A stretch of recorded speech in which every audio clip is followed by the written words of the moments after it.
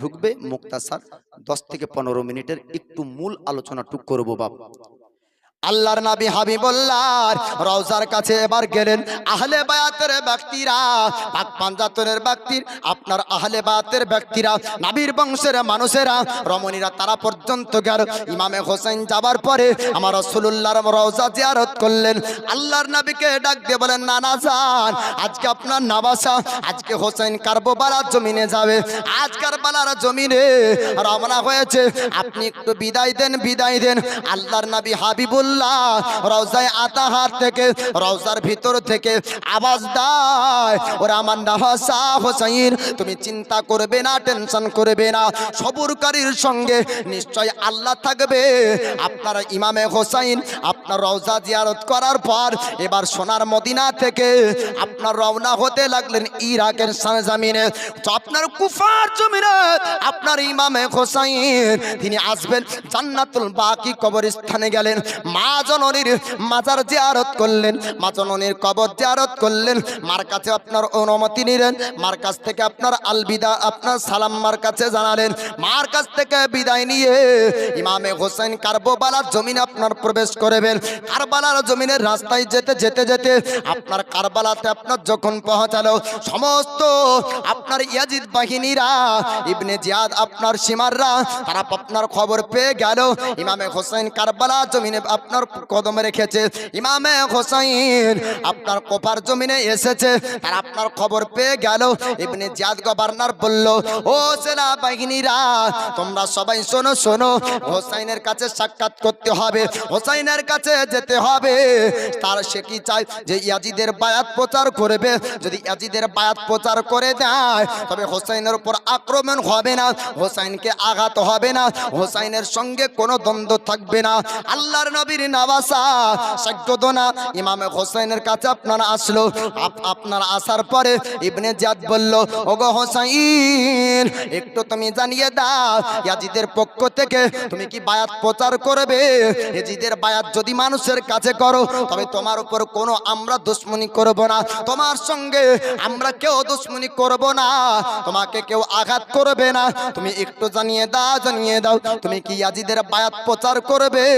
ইমামে হোসেন বললেন, না না, আমি যদি ইয়াজিদের বায়াত প্রচার করতাম তবে আমি মদিনা থেকেই বায়াত প্রচার করতে পারতাম। না না, ইমামে হোসেন বললেন, না, আমি ওই বাতিলের বায়াত প্রচার করব না, ওই মুনাফিকের বায়াত প্রচার করব না। আপনার সাজ্জাদনা ইমামে হোসেন আপনার বাতিলকে সমর্থন করলেন না। আল্লাহ পাক, আল্লাহ তাআলা তিনি জানিয়েছেন, কুল জাল হক ওয়া জাহাকাল বাতিল ইন্নাল বাতিলা কানা যাহুকা। নবী আপনি বলে দিন, হক এসেছে, বাতিল মিটে গিয়েছে, আর বাতিল আপনার মিটারই ছিল। হক যখন সামনে চলে আসবে বাতিলটা আপনার মিটে যাবে। অন্ধকার আছে, আলো যখন চলে আসবে অন্ধকার আপনি দূর হয়ে যাবে। ইমামে হোসেন তিনি আপনার বলেছিলেন, আমি একজন বাতিলকে সমর্থন করব না, একজন গুমরাকে আমি সাপোর্ট করব না, একজন ফাসিককে আমি হক বলে মানব না, যে বাতিল হবে তাকে বাতিল বলবো। সংখ্যায় যদি আপনার 72 থাকে, আপনার 22,000-এর মোকাবেলা হোসেন করবে, কিন্তু একজন বাতিলকে হক বলে মানবে না। জোরে বলুন সুবহানাল্লাহ। আর আমরা কি করি? হক বাতিলের পার্থক্য আমরা বুঝি না, আমরা যেদিকে দেখি জনসাধারণ বেশি সেই দিকে ঠিক বলি, ঠিক না? আমরা প্রতিবাদ করতে জানি না। অন্যায়ের প্রতিবাদ হাত দ্বারা না হয়তো মুখ দ্বারা করো, মুখ দ্বারা যদি না হয়তো অন্তর দ্বারা করো, আর অন্তর দ্বারা যদি না করতে পারো তো জানতে হবে যে কি তোমার কাছে ঈমান নাই। এটা কমজোর, যে কমসে কম অন্তরেও ঘৃণা করবে, নবীকে গালি দেয় আর তাকে সালাম মুসাফা করবে, জানতে হবে মুমিন নয়। তো ইমামে হুসাইন বলছে, ইয়াজিদকে আমি সমর্থন করব না, তার বায়াত প্রচার করব না, যদি করতাম তো মদিনা থেকেই করতাম। তো কেন? যখন আমিরে মুআবিয়ার ইন্তেকাল হয়, ইন্তেকালের খবরটাকে ইয়াজিদ গোপন করেছিল। যদি এই খবর যদি লিক হয়ে যায়, খবরটা যদি মানুষ জেনে নেয় যে আমিরে মুআবিয়ার ইন্তেকাল হয়ে গিয়েছে, তাহলে আমাকে কেউ হক বলে মানবে না, আমাকে আমির বলে মানবে না, আমার বায়াতকে কেউ স্বীকার করবে না। আর এই খবরটা লিক হওয়ার আগেই যদি ইমামে হোসাইন যদি আমাকে সমর্থন করে দেয়, তাহলে কি করবে? আমাকে সবাই মেনে নেবে। তাই গোপন করে খবর পাঠিয়েছিল মদিনাতে ইমামে হোসাইনের কাছে ইয়াজিদ নিজেই, যে আমাকে আপনি মেনে নেন, আপনি মেনে নিলে আর কেউ আমার বিরোধিতা করবে না। আপনি যদি হক বলে মেনে নেন তাহলে কেউ আমার দুশ্মনী করবে না। সাইয়্যিদুনা ইমামে হোসাইন ইয়াজিদের চিঠি পাওয়ার পরে এসেছিলেন না এবং সেই সময়তে হক বলে মানেননি, কুফাতে আসার পরেও মানেননি। দেখছেন 22,000-এর মোকাবেলায় যুদ্ধ করতে হবে, তারপরেও ইমামে হোসাইন মানেনি। আমরা সেই হোসাইনি মুসলমান, জোরে বলুন সুবহানাল্লাহ। সাইয়্যিদুনা ইমামে হোসাইন তিনি আপনার বললেন, ওরে ইয়াজিদকে যদি আমি মানতাম, ইয়াজিদকে যদি হক বলতাম, আমি মদিনা থেকেই বলতাম, আমি এখানে আসার প্রয়োজন হতো না, আপনার যুদ্ধের প্রয়োজন হতো না। হোসাইন বললেন, আমি তাকে হক বলে মানব না, আমি বাতিলকে বাতিল বলবো, আমি ইয়াজিদকে কখনোই সমর্থন করতে পারবো না। ইবনে জিয়াদ বলল, তবে তো যুদ্ধ করতে হবে, আপনার যুদ্ধ হবে, জিহাদ হবে, এক নয় দুই নয়, আপনার 10 দিন আপনার ধরে পানি বন্ধ করেছিল, পানি আপনার পান করতে দেয়নি, আপনার 3 দিন ধরে পানি বন্ধ হয়েছিল, 3 দিন পর্যন্ত পানি দেয়নি। ওই সময়তে ইয়াজিদ বলেছিল, গভর্নর বলেছিল, ফোরাতের পানি বন্ধ করে দাও। 3 দিন আপনার পানি বন্ধ করা হয়েছিল, কোনো ব্যক্তিকে পানি পান করতে দেয়নি। সাইয়্যিদুনা ইমামে হোসাইনের সঙ্গের আপনার যতজন ব্যক্তি ছিল তারা সবাই পিপাসী অবস্থায়, কোনো ব্যক্তিকে পানি আপনার পান করতে দেয়নি। ইমামে হোসাইন তিনি আপনার সঙ্গের মানুষদেরকে বলেছিলেন, এ যুদ্ধ থামবে না অতক্ষণ পর্যন্ত যতক্ষণ তারা আমার রক্ত না দেখতে পাবে। ওই সময়তে একজন বড় যোদ্ধা আপনার ওদের পক্ষ থেকে, ইবনে জিয়াদের পক্ষ থেকে হুঙ্কার দিয়ে বলল, এ ইমামে হোসেনের পক্ষের মানুষেরা, তোমাদেরকে আমি একাই তো হারিয়ে দিব, একাই তোমাদেরকে হারিয়ে দিব। ওই সময়তে ইমামে কাসেম আপনার দাঁড়িয়ে যায়, দাঁড়িয়ে যাওয়ার পরে, চাচা আপনি একটু অনুমতি দিন, আমি ও পাপীকে রাখবো না, ওই পাপীকে কতল করব, আপনি যদি একবার ইজাজত দেন, অনুমতি দেন। ইমামে কাসিমকে ইমামে হোসাইন তিনি আপনার বলেছিলেন ভাতিজা, ইমামে হাসানের বেটা।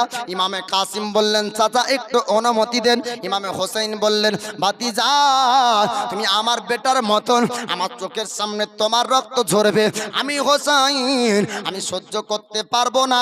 তোমার আব্বা আমার উপর দায়িত্ব দিয়েছে, আমি তোমার দেখভাল করব, তুমি খবরদার খবরদার ময়দান যেতেছে না।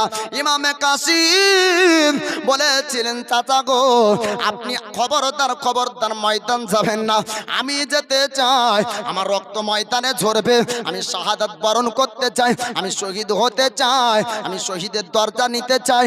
ওই সময়তে আপনার ইমামে হোসেন বললেন, ও ভাতিজা, ও গো কাসিম, তুমি কি ময়দান যাবে বলছো? বলে আমি ময়দান যাব। পাগড়ি পরিধান করে দিলেন, হাতে আপনার তরবারি দেওয়া হলো।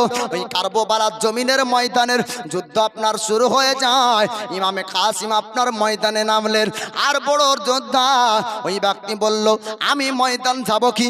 এ তো একজন যুবক ছেলে, 18 বছরের যুবক, তার সঙ্গে আমি বড় যোদ্ধা যদি যুদ্ধ করি তবে আমার ইজ্জত হারিয়ে যাবে, সম্মান থাকবে না। আমি এত বড় একটা যোদ্ধা 18 বছরের যুবকের সঙ্গে যুদ্ধ করব, শোভা পাই না। ওই সময় বড় যোদ্ধা বলল, ওরে ইবনে জিয়াদ শুনুন, ওগো ইবনে জিয়াদ গভর্নর, আমার 4টি ছেলে আছে, আমি একটা ছেলেকে যদি নামিয়ে দিই সেও এই একটা ছেলে তাকে হারিয়ে দিবে। ওই সময় ইবনে জিয়াদ বলেছিল, না না না, তাকে কমজোর মনে করো না, তার শরীরে আছে আলীর রক্ত, জোরে বলুন সুবহানাল্লাহ। আলী এসের খোদা মুশকিল কোসা হায়দার কাররার, এনার সম্পর্কে আপনার মানুষ জানতেন, সবাই জানতো আলীর শক্তি পাওয়ার কত ছিল, তার আপনার পরিমাণ ওজন করে কেউ বলতে পারবে না। তবে একটা কিতাবের মধ্যে আপনার পড়েছি, একটা আপনার হাদিস শরীফের মধ্যে রয়েছে, আল্লাহর নবীর সাহাবী আলী শেরে খোদা মুশকিল কোসা হায়দার কাররার যুদ্ধ করতে করতে ঢাল যখন আপনার জমিনে পড়ে যায় অথবা ঢালটা আপনার কেটে যায়, একটা লোহার দরওয়াজাকে ঢাল হিসাবে আপনার ব্যবহার করেছিলেন, যার ওজনটা আপনার বলা হয়েছে দুনিয়ার কেজিতে যদি মাপা হয় ওর ওজন আপনার 40 মণ ওজন, জোরে বলুন সুবহানাল্লাহ। 40 মণ ওজনকে যিনি ঢাল হিসাবে ব্যবহার করতে পারেন তার বাজুতে না জানি কত শক্তি আমার আল্লাহ পাক আল্লাহ তাআলা আপনার দান করেছেন। ও আলীর শরীর, ও আলীর রক্ত, ও আলীর শরীর আর আলীর শক্তি এদের শরীরের মধ্যে বইছে, একে কমজোর মনে করো না। বড় যোদ্ধা বলল, ও ইবনে জিয়াদ আপনি চিন্তা করবেন না, টেনশন করবেন না, আমার একটা বেটা যদি ময়দান চলে যায় নয়, আমার একটা বেটা তাকে হারিয়ে দিবে, একটা বেটার সঙ্গে যুদ্ধ করতে পারবে না, এমন কথা বলল। অহংকার করে গৈরব করে একটা বেটাকে ময়দান নামিয়ে দেয়। আপনার যখন একটা বেটা ছোট বেটাকে নামিয়ে দিল, ওই ছোট বেটা আপনার ময়দান যেতে না যেতে সঙ্গে সঙ্গে ইমামে কাসিম তাকে জাহান্নাম পাঠিয়ে দেয়। একটা বেটাকে জাহান্নাম পাঠিয়ে দিলেন। যখন একটা বেটা কতল হয়ে গেল, বড় যোদ্ধা রাগান্বিত হয়ে আর একটা বেটাকে বলল, যা যা তোর ভাইয়ের রক্তের বদলা নিয়ে আয়। ওই তোর ভাইয়ের রক্তের বদলা নিতে হবে, ওই যুবককে হারাতে হবে। আর একজন ব্যক্তিকে নামিয়ে দেয়, ও ব্যক্তিকেও একটা আপনার তরবারির আঘাতে ইমামে কাসিম আপনার সেই ব্যক্তিকেও জাহান্নাম পাঠিয়ে দেয়। আবার রাগান্বিত হয়ে আপনার বড় যোদ্ধা ইবনে জিয়াদকে বলল, ও ইবনে জিয়াদ, আপনি চিন্তা করবেন না, দাঁড়িয়ে যান, দাঁড়িয়ে যান। আমার আরো দুটো যোদ্ধা বেটা আছে, তাদেরকে আমি ময়দান নামিয়ে দিব, তারাই তাকে হারিয়ে দিবে। আর একটা বেটাকে নামানো হলো। আর একটা বেটা যখন ময়দান যায়, ইমামে কাসিম ও ব্যক্তিকেও জাহান্নাম পাঠিয়ে দেয়।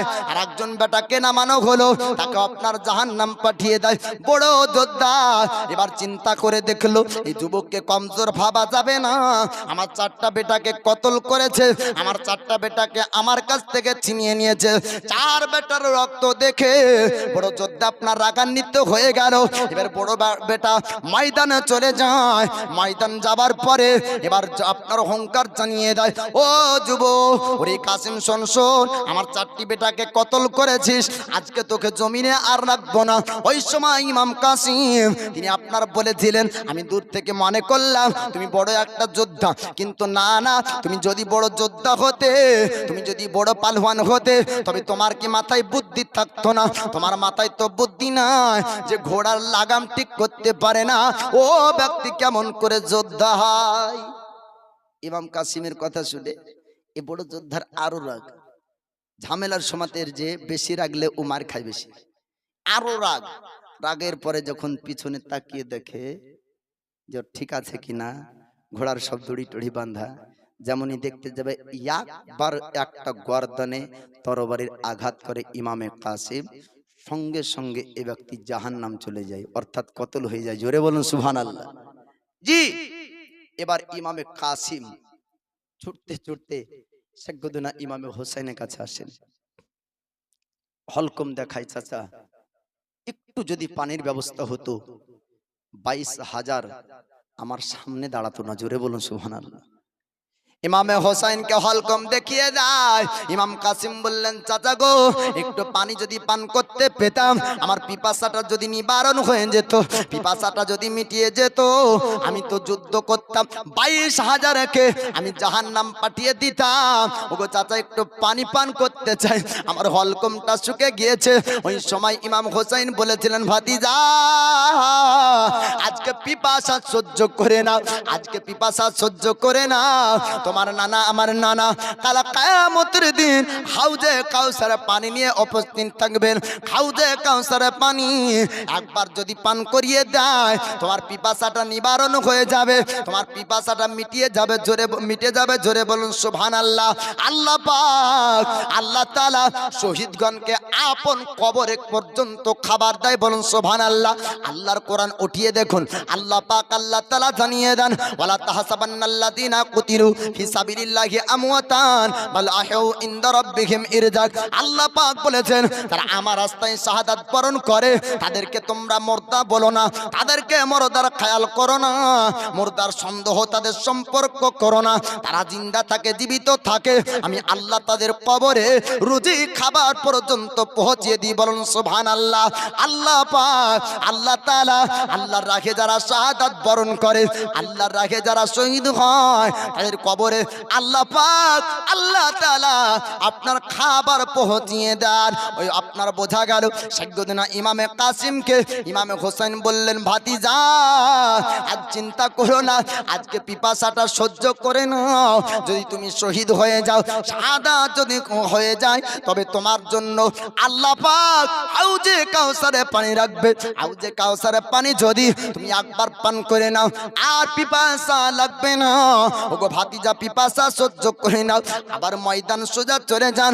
আবার কয়েকজনকে জাহান্নাম পাঠানোর পরে চতুর্দিক থেকে তীর বল্লমের আঘাত করে করে আপনার ইমামে কাসিমকে শহীদ করে দেয়। ইন্না লিল্লাহি ওয়া ইন্না ইলাইহি রাজিউন। ইমামে কাসিম কারবালার জমিনে শহীদ হন। আপনার সঙ্গে আপনার আলী আকবর শাহাদাত বরণ করে।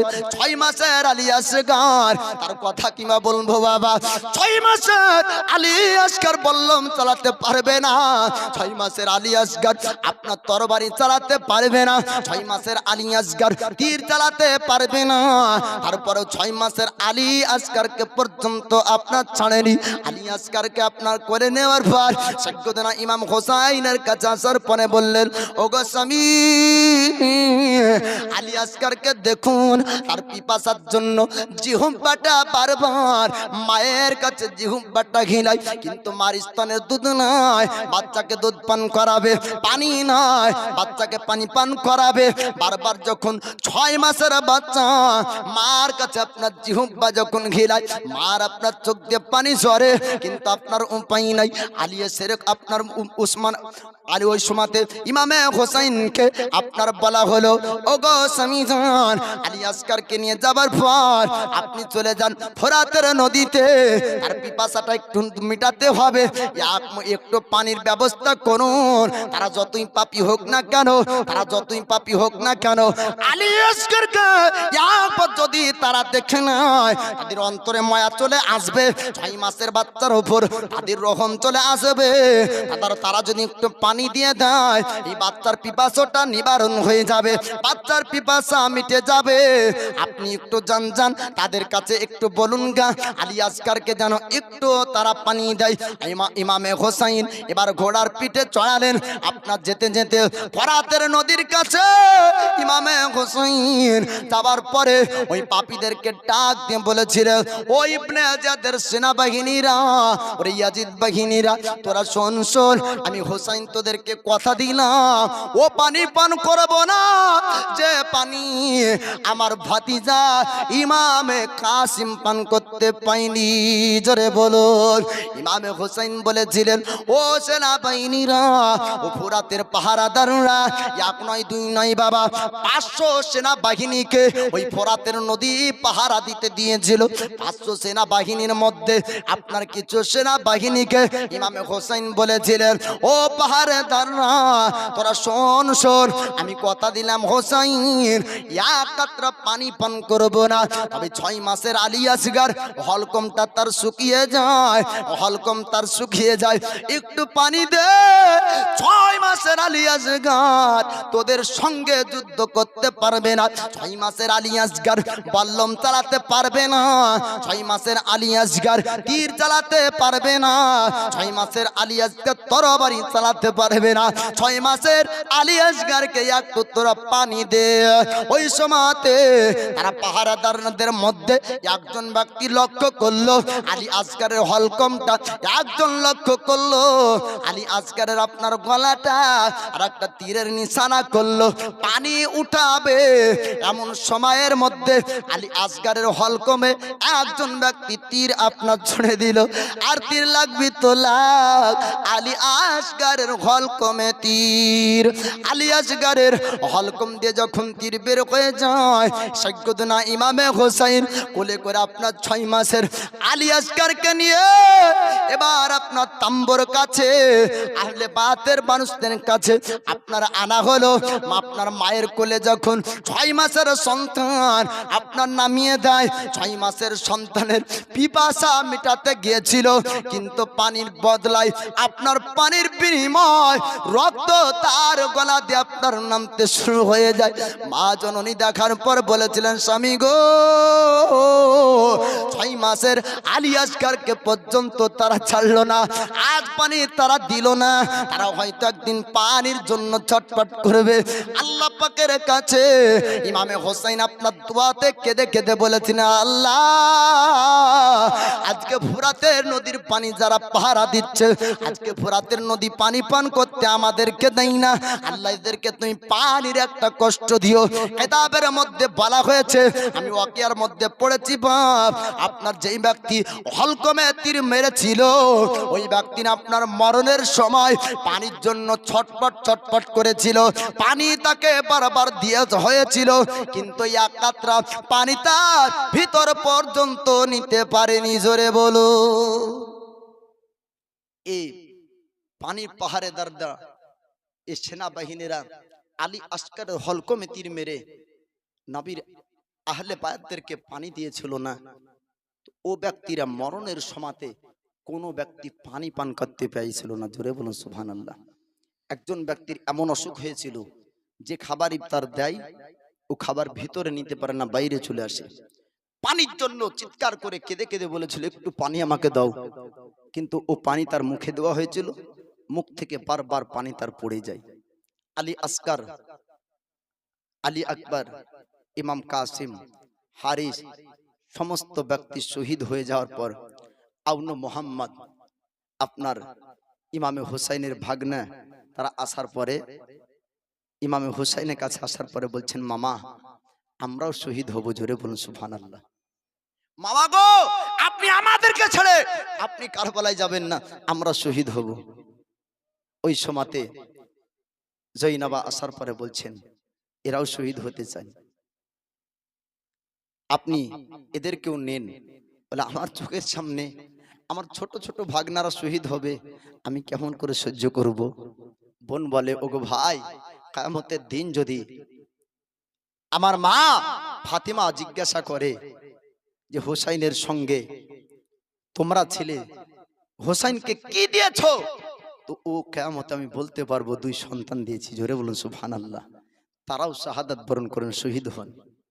এবার জয়নাল আবেদিন যুবক, এ জয়নাল আবেদিন বলে, আব্বাজান একে একে সবাই শহীদ হলো, আমিও শহীদ হতে চাই, আমাকে ময়দান যেতে দেন। একমাত্র পুরুষদের মধ্যে একজন ব্যক্তি জীবিত ছিলেন, ইমামে হুসাইন রেখেছিলেন, তার নাম হলো জয়নাল আবেদিন। এই জয়নাল আবেদিনের কথা ইমামে হুসাইন শুনলেন না। ইমামে হুসাইন বললেন, আমার নানাকে বলেছিল যে আমার নানার বংশে পুরুষ ব্যক্তি নাই, অর্থে নানার বংশ থাকবে না, আমার নানার বংশ থাকবে দুনিয়াতে। এই জয়নাল আবেদিন শোনো, তোমাকেও যদি ময়দান পাঠিয়ে দিই তারপরেও ময়দানে যুদ্ধ বন্ধ হবে না যতক্ষণ তারা আমার রক্ত না পাবে। আমার রক্ত পেলে এই ময়দানে যুদ্ধ বন্ধ হয়ে যাবে। সৈয়দনা ইমামে হুসাইন জয়নাল আবেদিনের মাথাতে পাগড়ি পরিধান করে তাকে রেখে আপনার ময়দানে যাবেন। ঘুম ঢুলন আসছে নাকি? পৌষ মাসের দিন, জানুয়ারি মনে হয় 1 তারিখ পড়ে গিয়েছে, 12টা পার হয়ে গেছে না?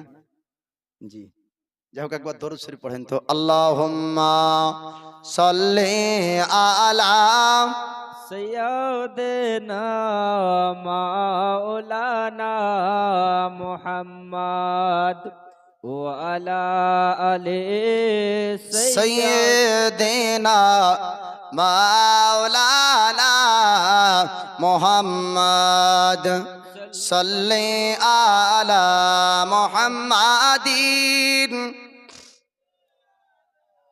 মুহাম্মদ अजहरा के बाबा सुने इल्तिजा मदीना बुला लीजिए। जोरे बोलুন সুবহানাল্লাহ। সুবহানাল্লাহ। এই জাহরা বলতে ফাতিমাতে জাহরা, এনার আব্বা হচ্ছেন দয়ার নবী মুস্তাফা। আমরা আশিকে রসুল, নবী প্রেমিক ব্যক্তি, আমাদের আশা হলো সোনার মদিনা যাওয়ার ইচ্ছা আছে না নাই? যেন আল্লাহ পাক কবুল করুক, সকল বলুন আমিন। अजहरा के बाबा सुने इल्तिजा मदीना बुला लीजिए, मदीना बुला लीजिए। आका कहीं मर न जाए, कहीं मर न जाए गुलाम आपका, मदीना बुला लीजिए, मदीना बुला लीजिए। सताती है मुझको, रुलाती है मुझको, ए दुनिया बहुत आजमाती है मुझको। सताती है मुझको, रुलाती है मुझको, ए दुनिया बहुत आजमाती है मुझको। हो दुनिया की बातों से टूटा हुआ मदीना बुला लीजिए आका, कहीं मर न जाए गुलाम आपका। मदीना बुला लीजिए अजगरा के बाबा सुने इल्तिजा। मदीना बुला लीजिए, मदीना बुला लीजिए।